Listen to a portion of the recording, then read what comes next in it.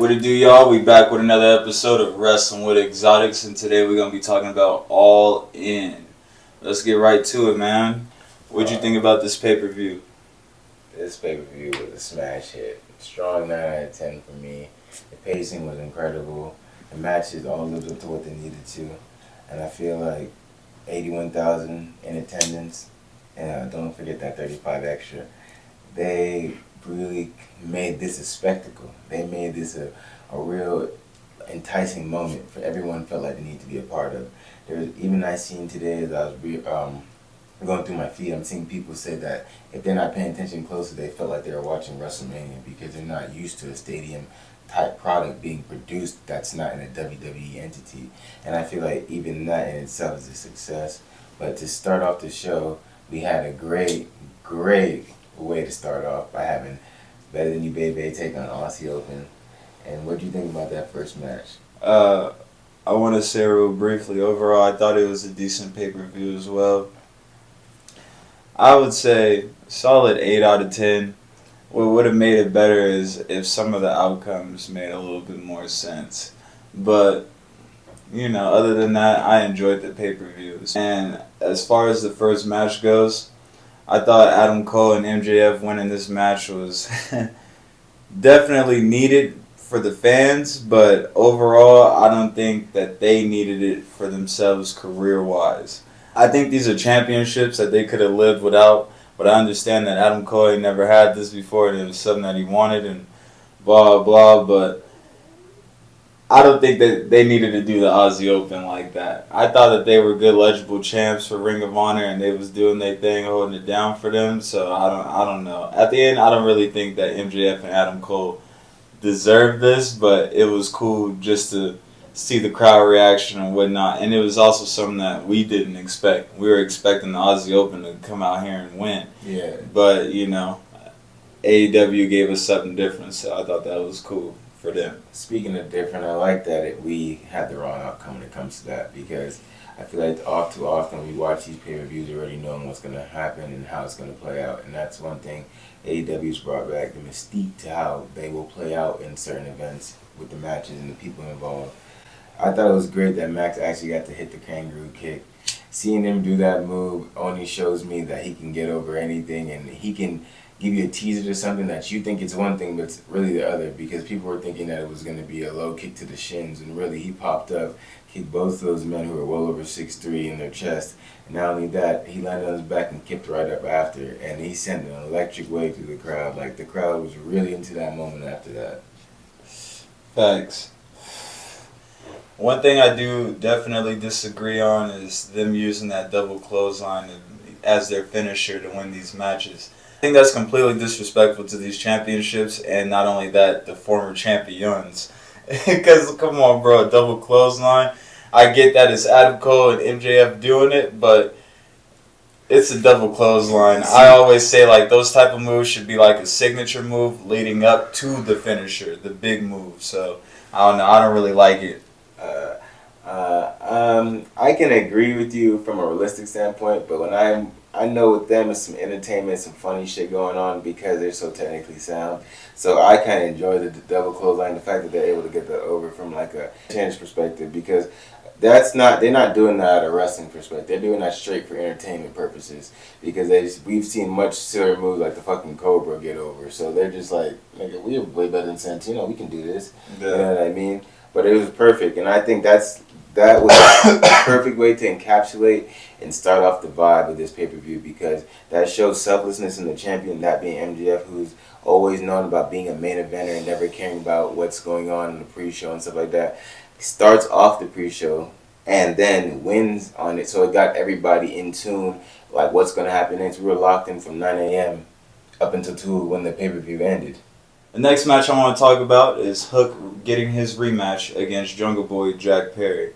I thought this was an actually decent match, and I thought it was funny how Jungle Boy pointed out, real glass, cry me a river. It's like, yo, you're tripping, bro, because real windshield glass getting stuck in somebody's back or something, it's insane. And then you saw, when the glass exploded out, it even got some in his back and shit, so he's a nut. I'm like, bro, what's making you want to show out like this? What are you trying to He prove? needs that edge. It's like, no, that's not edgy. That's dumb. You want to be here for a long time, not a good time. Like, come on now. This is wrestling. But at the end, Hook was able to regain the FTW championship, and I was actually hyped to see that. That was another outcome that I didn't expect to see. I thought Jungle Boy was about to stamp that he's the new legit champion and most likely retire that belt.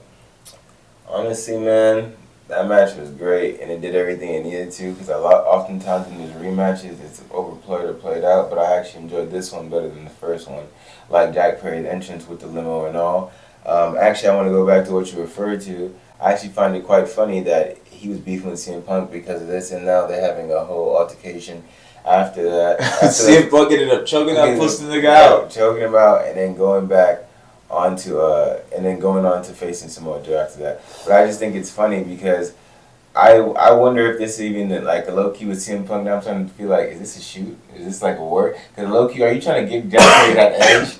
Like, I mean, he got choked out. I mean, that's not a cool thing, but it's like you brush your shoulders with Phil. More people gonna know about you. Some people gonna, just because he beefing with Phil, people gonna be fans. Like, yeah, you punched that old man, but he choked you. But at least you stood up to him. It's not honestly getting him no pull. It's honestly making him look like a bitch. I just wanted to laugh. Yeah, I'm gonna keep it real with y'all. It's a bad look for him, honestly. Like, cause having beef with Phil is like having beef with Triple H. It's not gonna end well with you. You might get fired, so you should fall in line. It'll be better and healthier for your career. Overall, I think that shit was hilarious. Jungle Boy, I can't wait to see what you do if you come back from this suspension that's ongoing because they're investigating what's going on with you. That brings me to my next point. We got CM Punk defending his real world AEW championship against Samoa Joe. Now, this match started off the actual pay-per-view, and it was just a great way. I love the pacing. I'm going to repeat that again. I love the pacing of this whole card. Everything made sense in the slot it was in. It never gave me a time that this was a match to go take a piss on or go, oh, I could just fuck off. I was in tune the whole time. And I feel like that's something AEW paid attention to in their prior pay-per-views and things that people said in the past, the pacing. And I feel like Tony Khan waited to display that he could actually do that correctly and phenomenally across the board with 81,000 in the crowd. What a time to show, honestly. And I just love that I watched it with him because he's somebody that's very critical when it comes to AEW. So I know he's going to give an honest opinion because he does not have a favor towards it. So seeing him sit there the whole time, I didn't hear him complain or nothing like that, was phenomenal. But Phil that was also due because it got two of my favorite wrestlers in this motherfucker, bro. Like, if I could complete my top 5, I would have Samoa Joe and CM Punk in it. These are my guys. If you guys are interested in my top 5, I'll just name off a couple names real briefly.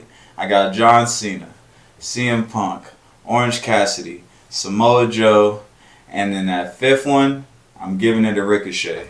He is one of the greatest champions, one of the greatest in-ring performers I've ever seen in my entire living life, okay? So I'll say that. But yeah, CM Punk, Samoa Joe, phenomenal match. For their age, for their statures, for their body types, all that, they did great. They beat the hell out of each other. And CM Punk overcame Samoa Joe, which is something that he's been trying to do pretty much his entire career. And the first time he beat Joe, Joe said it was a fluke. So this really stamped that, okay, this is a different time, Joe. I'm not that same Phil. This is a different vibe. And I'm the real champ.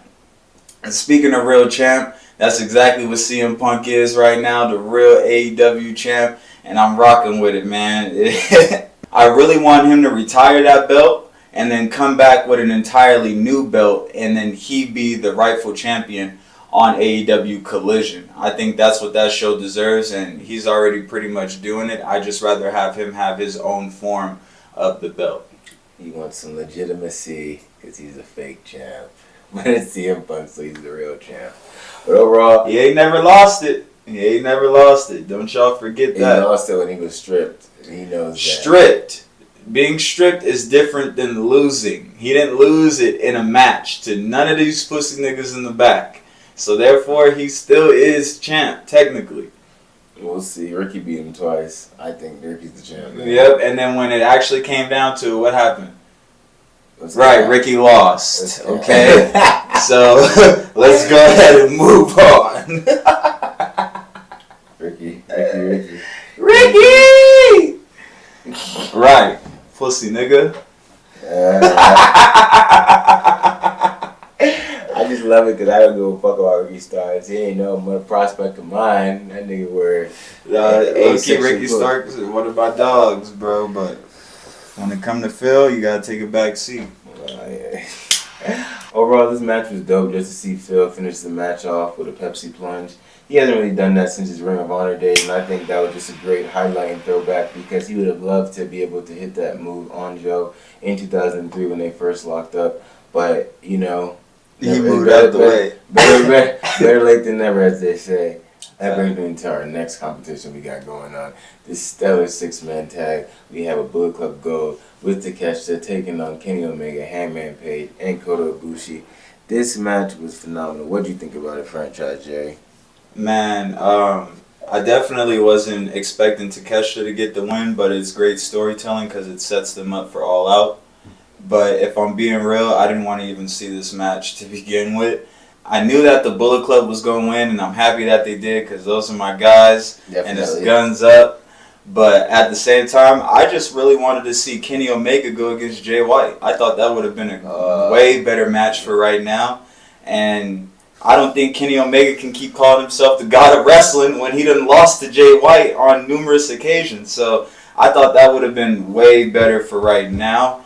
But I know that's going to be something that we get down the line. What'd you think, bro? Definitely, bro. I've had similar sentiments as I wanted to see that 101, but at the same time, I'm going to be patient because I don't want it to feel rushed. They need a proper story between that because not a lot of people in America know that, well, if you follow wrestling heavily, but if you're just here and now very weekly watcher, you're not going to know. So I feel like Jay White and Kenny have a story history that goes all the way back to 2018, bro. And they've had countless phenomenal matches, but it's 3-0. Jay White. That's why he's like what you said. He feels like that's blasphemy to hear that shit from Kenny. Like you can't beat me, so why do you feel like that? And I also want to mention how you said Takeshita winning and getting the pin was important because now I set up that match for All Out, which was this whole match kind of ties in perfectly, bro, to everything that you said because this was a distraction in and of itself. Mm-hmm. Kenny originally was talking to JR going to challenge Takeshita for All In. He was distracted by Bullet Club Gold. Right. Throughout this whole match, who was distracting him? Bullet Club Gold. And then Takeshita snuck up and got that pin. So he has to get all his ducks in a row and attack one by one. Right. So first Takeshita, then he's gonna move on to Jay and all that. Mm-hmm. Because and I think he'll get to Juice before he gets to Jay. Yeah, that or Hangman because Hangman and Kenny are the losers when it comes to Juice and Jay. They're in their heads and they beat them now. So going forward on Collision, we can expect to see Bullet Club go talk their shit and be on some title hungry. We can actually run this shit type of shit because, like I said before, Juice Robinson's also a former IWGP heavyweight United States champion. Thanks. And this match was it was actually kind of cool. I love the pacing of the hard strikes, bro. Did you see how Takeshita hit that knee on Kota Ibushi and just knocked him out? Oh my goodness, bro. Them Japanese dudes do not be fucking around when it comes to the strikes. They do not play. Oh. I wish WWE had just a little bit of that. I thought they were already I thought at one point they had combined it with New Japan. Or they probably still got ties with them in some type of way. And I think they do, but it don't run as deep as AEW with them, to where we're seeing their stars show up on WWE television on a weekly basis. And I think that's what WWE needs to really start tapping into and getting back into the wrestling because that's what sells. People can talk and create stories and shit, and that's good promotion, but there ain't no better promotion than seeing in-ring work. That's why we love in-ring generals like Gunther, you know what I mean? Or we respect wrestlers that come out here and they're not trying to have scripted matches like Daniel Bryan. Yeah. That's what that's what's in. That's what we're looking forward to. So yeah, the stories are great, but remember about the wrestling. And the one thing, like I said, he's not in favor of AEW. So when he's watching his pay-per-view the whole time, he ain't never really critiquing the wrestling. He may just don't like how somebody act, but all of these people that were displayed on the screen had solid wrestling. were tuned and sound and mind and body and soul that you know that they eat, sleep, breathe wrestling. I don't get that when I watch WWE. I feel like it's too much of a production. Yeah, I feel like it's too Hollywood, and a lot of people are there just to collect a check versus being there to be like a champion and be taken seriously and shit. They just know, okay, I'm in WWE, I pretty much made it. And it's like, being on WWE is like being a champion in itself. Yeah. Like, look at Cesaro, for example. Mm-hmm. Cesaro can go to any other company, and off the simple fact that he was in WWE, he's going to instantly get the world title matches. He's going to instantly be thrown into any other title match and have the big matches and shit like that. That's why as soon as he got to AEW, what did he get? The Ring of Honor Championship. 2-time Ring of Honor champion. Right, and he's still holding that motherfucker to this day. So that's what I mean. Like, that WWE name be getting you pulled. But people be getting too comfortable with that shit. And that's the problem. Definitely so. I just love seeing, for example, Hangman. I feel like in this match, did you get to see more glimpses of why Hangman is like a cool competitor when it comes to things that he brings to the table? Because he's going against, he's with Kenny in the ring and he's with Kota, so he has to bring his own thing to it. And I feel like Hangman facilitates the powerhouse that Kenny Omega can't really be because he's too agile and that he wants to have that body style to do what he does. You know what I mean? It's not like saying he can't do something, but that's not what he prefers to do to be the best Kenny Omega. For example, when Hangman had Takeshita on the ropes and he did a full-on moonsault but a crossbody throwaway slam. Like, that shit was insane. That was insane. And I just know Hangman has a lot of potential that he hasn't even tapped into yet. And that's why I'm glad he kind of got this world title reign out the way already. Because right now I feel like he's seasoning himself and getting his ducks in a row and getting everything in order. He's with he's hanging out with the elite. They can't be badgering him no more. The next time I see Hangman with a world champion, he'll be way more comfortable in and with himself and just how people are receptive to him. Because I feel like they just need to be more. They need to be more assertive when it comes to him being a champion, because it's kind of an awkward time with Phil coming in there. So, you know, like you said, Phil got the pull, so obviously he's going to go down, and let alone the Hangman was really standing up to him. Phil feel like Hangman be beating him up on the low and be pressing him, and Hangman just be easy on him, don't even address him. So I feel like once all that shit clears up, we going to see Hangman with that world title. But like your sentiments earlier, I felt like, damn, why'd I have to see Kenny get pinned again? Yeah, man, I'm tired of watching Kenny get pinned. How but he's so selfless. Getting pinned, bro? It's because I feel like he doing this because it's a story arc. He wanted to tell people like it's the same thing with Cena. Like, bro, I'm not here for that. I'm not here for that. I'm not here for that. Stop playing with me. You know how much money I spent on this fucking pay-per-view, bitch? I was here for it. Because it was money well spent. I was enthralled the whole time. I was like, this is what I spent my money on. I was like, look at him. He's stressed. I was good, but you know what I mean. Yeah. Like, nigga, stop. Let somebody else take the pin. Don't let Kenny's fucking shoulders touch the mat. I was like, this is perfect. Why? Because he wanted to be like if it was Hangman. See, Kim? Whack ass shit right here. But you know how Kenny got the pin. I let it slide. I didn't rub it in his face. That's not my guy. But that's cool. That's cool. Hey, I respect Hangman though. Real shit. I told Fiji the only reason why I don't like Hangman is because he keep going up against people that I rock with. Like, so I gotta hate you. John Moxley, CM Punk. Like, bro, you keep going against my guys. So he's the only high level talent that they really got that's homegrown that can test these WWE vested guys. And Juice Robinson and Jay White, like, I gotta cheer against you, bro. I got to. I'm sorry. I respect you as a wrestler. I honestly think the name is cool. I think the outfit and the cowboy look is cool.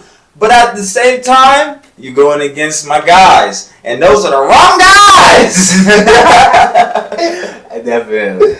And next match we want to talk about is FTR versus the Young Bucks for the AEW Tag Team Championships. I don't really have too much take on this match. I'm very disappointed in the winner, which was FTR. I wanted to see the Bucks win. I thought it would have made more sense for the Bucks to win. Nick Jackson, MVP of this fucking match in general. He has so many great fucking spots. I can't even sit here and name them all. It's just really unfortunate that they did not get this win. He's so fluid in the ring, bro. He's so fluid. And the hair, like I told y'all the last show, the hair and the fit be throwing me off.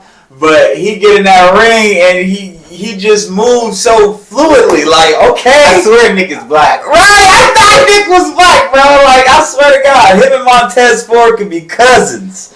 But, yeah, man, I'm just tired of seeing Silly Willy Worm and Fuzzy Wuzzy get these damn wins, bro. They don't need it. Everywhere they go, they are tag team champions. Off the rip and for a long time. And personally, I don't see it.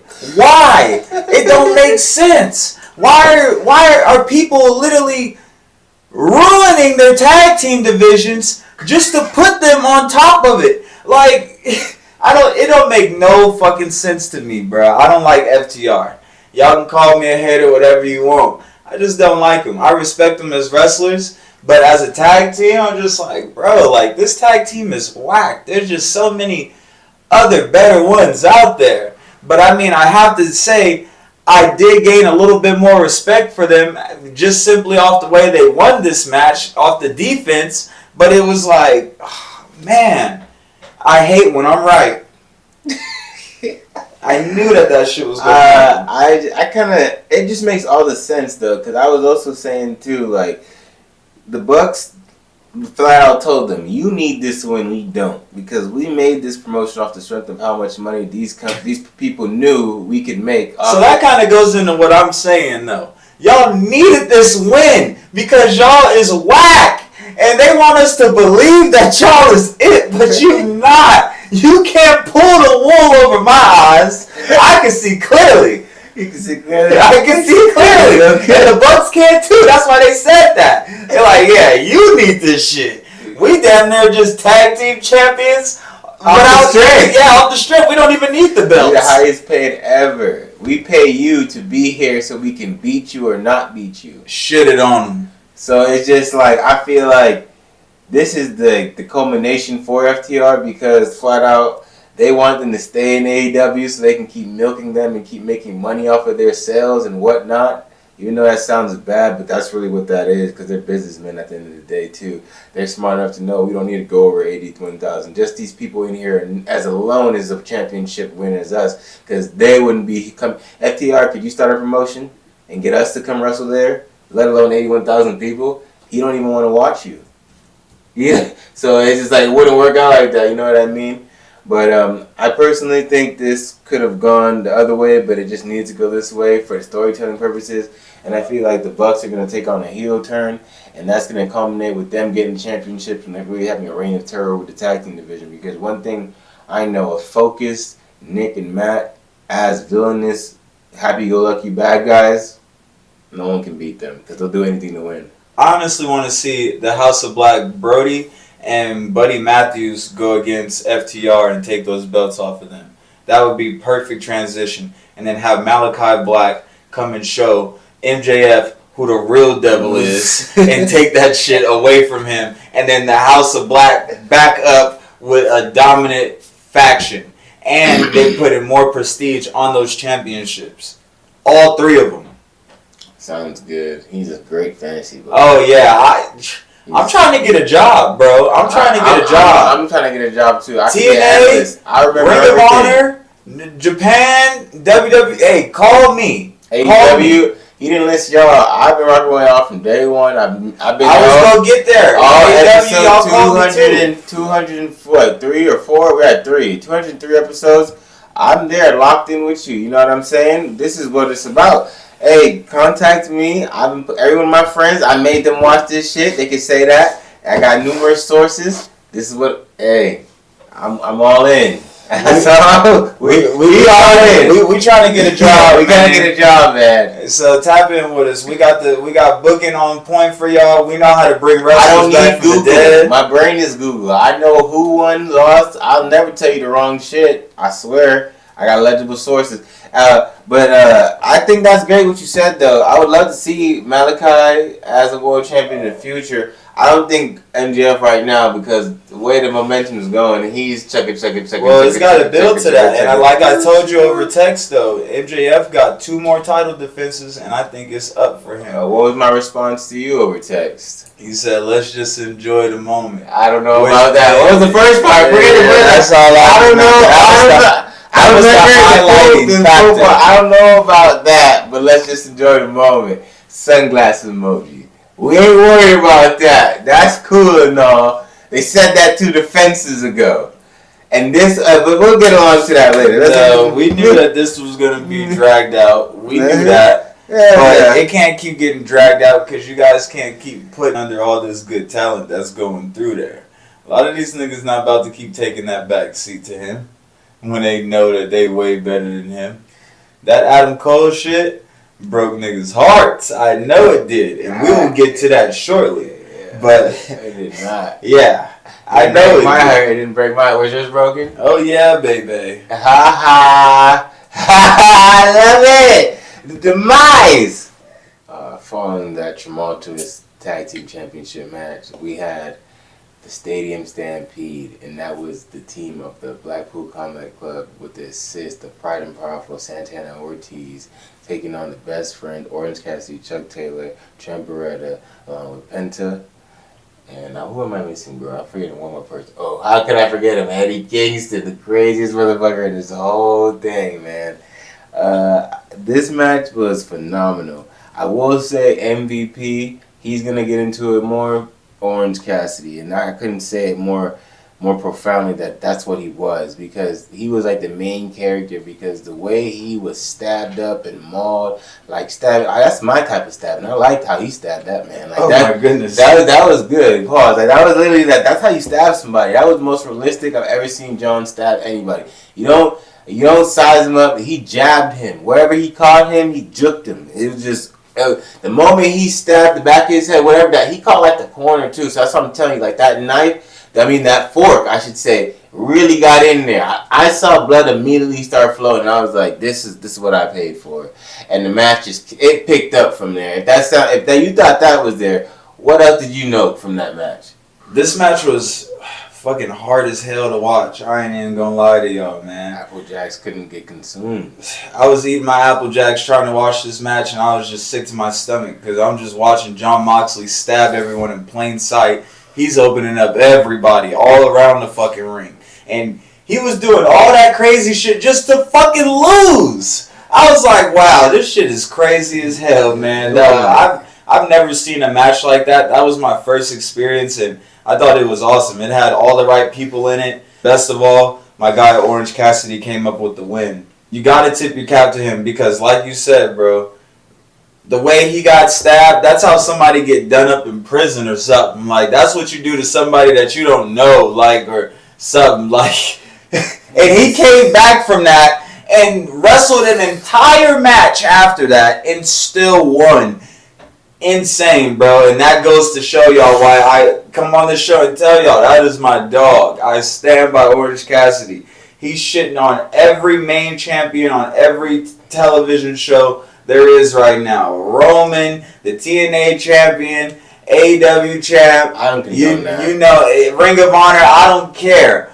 Orange Cassidy is better than all of them, and he comes out here and proves it to you guys every fucking week. My man come out.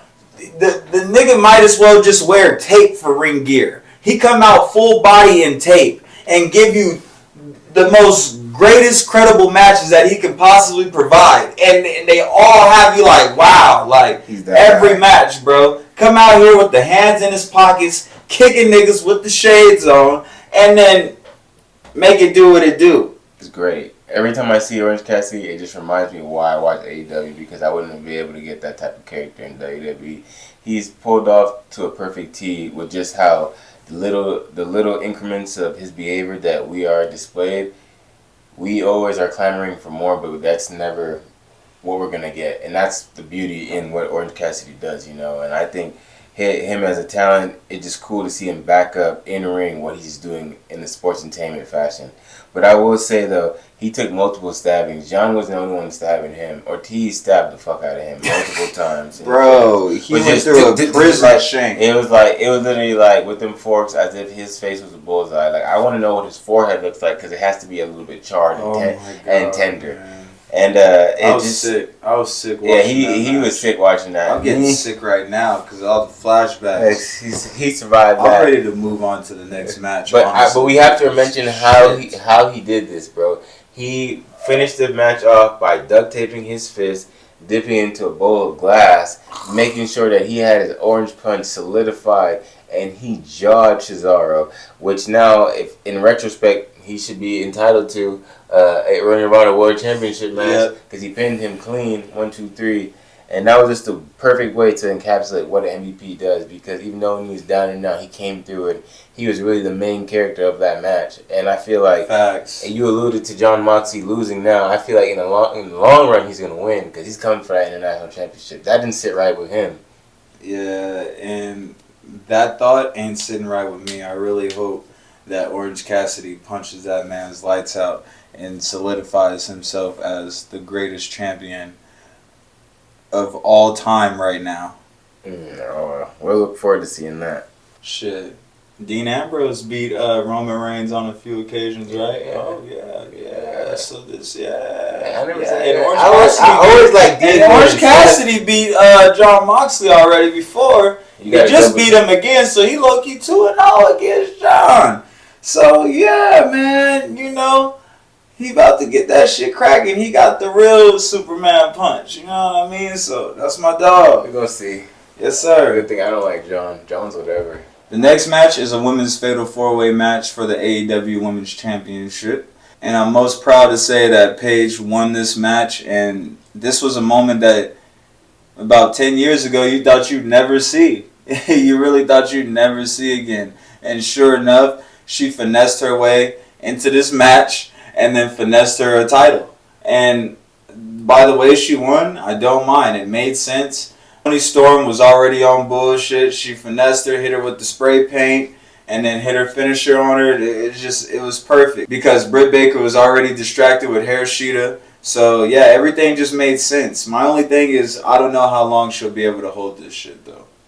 Yeah, we were alluding to earlier off screen that maybe 3 months, and I think that's perfect because we also got to mention we saw Mercedes Moné in the crowd in attendance for All In, so that lets me know. I was saying to him that just solidifies it because it was always in question of when she started wrestling in New Japan, but now we've seen her on AEW soil. She's touching down quite soon, and it's gonna make. I feel like that's why Tony, he kind of did not respond properly in the media scrum, and they were kind of like, why was it only one women's match?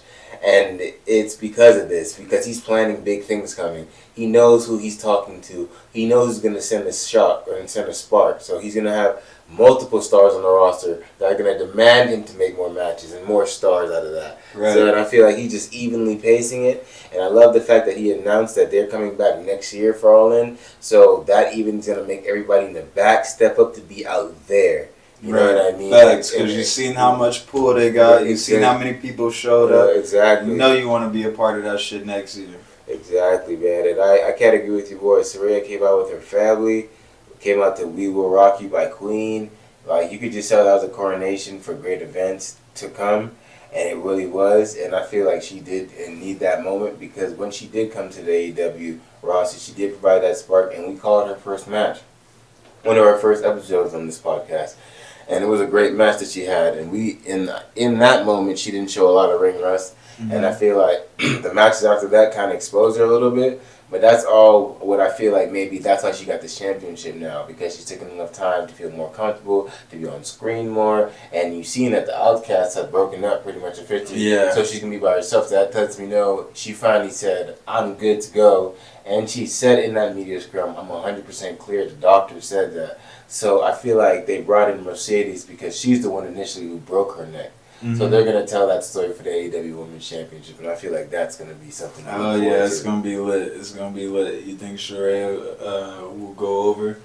She's going to go over for first time because it has to be that factor of, wow, like, it. But I feel like for definitely Mercedes Moné is going to go over in the long run. Bet. And next we have not the main event just yet, but just before that, we've got to talk about Will Ospreay, this generation's Billy Goat, as he's calling himself, versus the Ocho, Chris Jericho. And this match wasn't for any titles. It was just for pride and respect and honor. And it's kind of a passing of the torch. I wish it would have been for that title, though. Yeah. That was the only thing that was missing from this match for me, is that title was on the line. Even though Chris Jericho would have lost this match regardless, I don't care if Chris Jericho was in his fucking prime, he would have lost this match.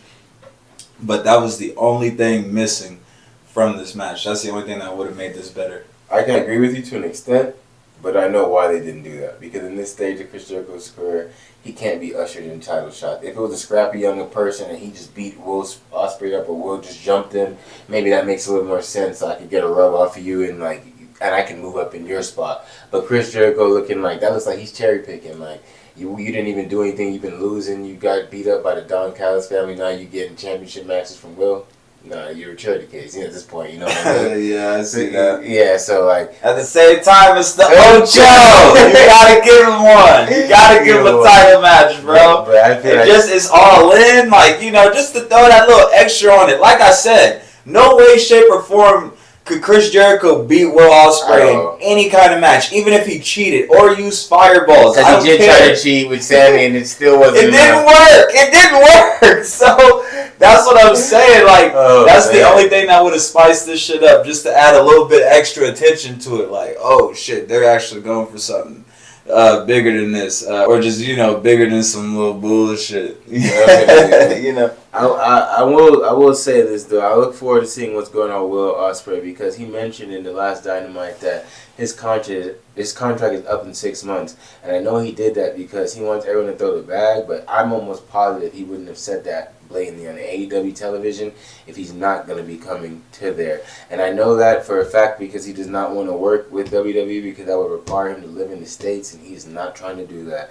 AEW has a more flexible schedule that works with him, allows him to do all the promotions that he wants to do, because he is a workhorse. He doesn't just work for New Japan or AEW, he works for Rev Pro as well.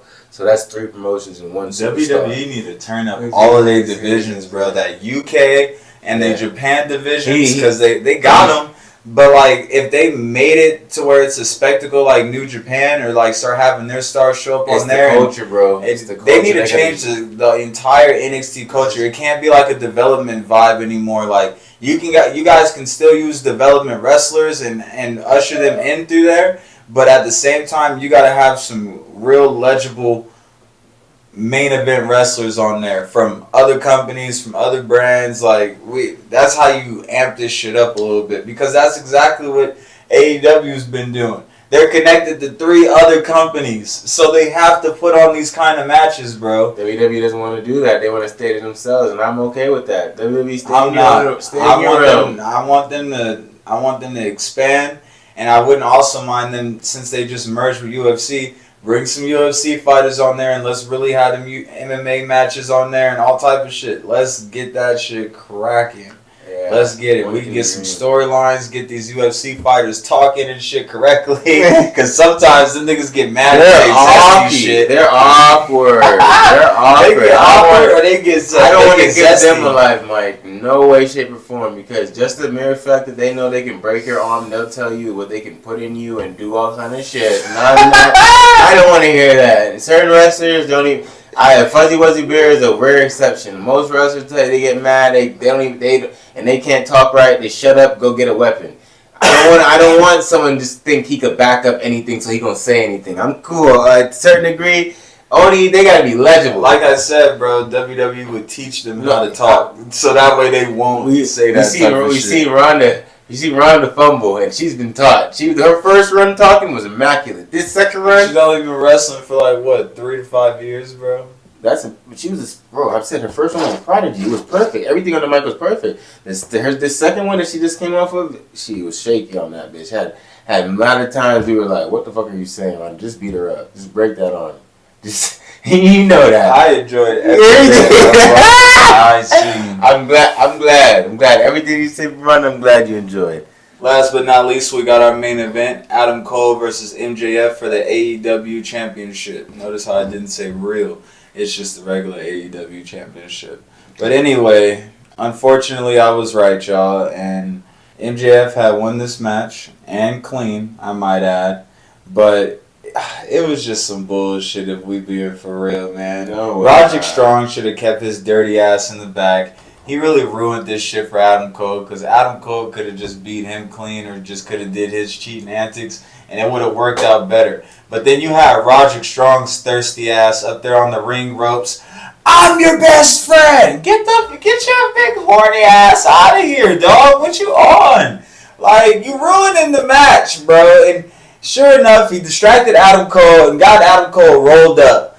And that's such a lame-ass way to end a match like that in fucking Wembley, but it is what it is, man. Bulldog beat the Adam Cole. Way.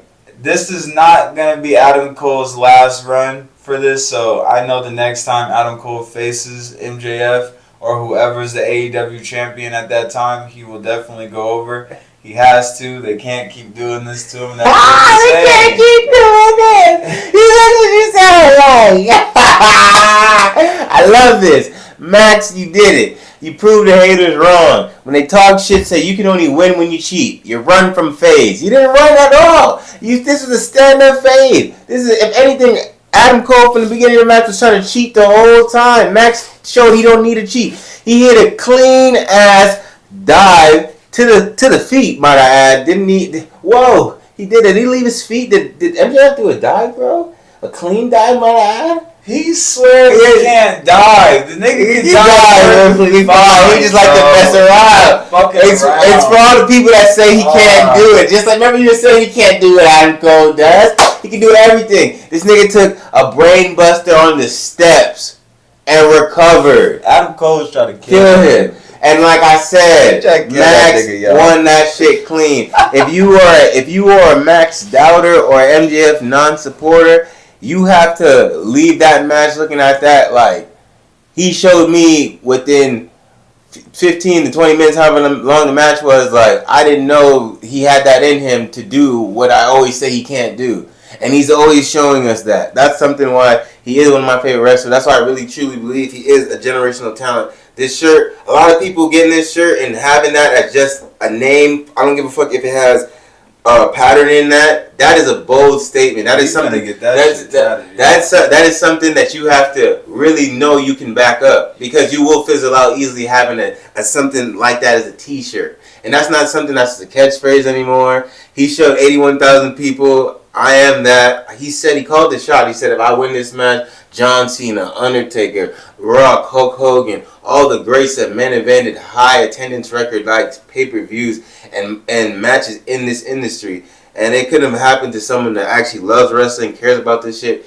Everything that he was alluding to earlier, Max is the opposite of that. He's always training, always working on his craft, wants to be a better wrestler. And I feel like this point, it's official. He is the face of AEW. They can say they have a homegrown talent that can put asses in seats. Nah, it's CM Punk, bro. No, it's not, because he was he was mixed in there. The only talk about him is negative shit, and I can see that. I don't ever say nothing negative about you. Phil. You're one-sided, so it's okay. You love Phil. It's all right, man. The world is seeing that Fiji isn't crazy. Max is the real thing. Number one on that 30 under 30 list for a reason. ESPN ain't drunk. They got analysts for days. They know why they picked him.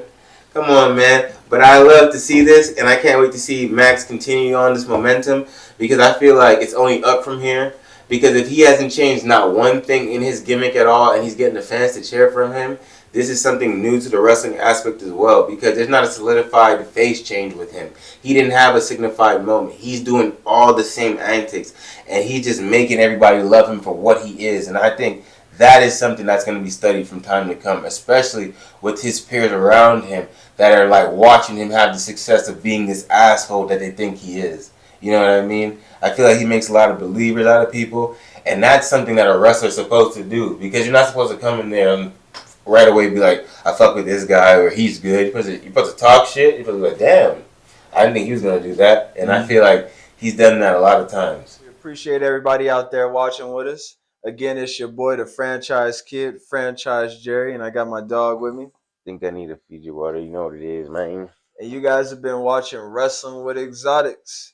Make sure you guys like, comment, and subscribe, man. Share this shit with the world, y'all. And turn on your post notifications so you know every time we drop a track. And make sure you guys go check out our shop at pcfshop.myshopify.com. We got something for everybody on there, man. Guaranteed. Peace.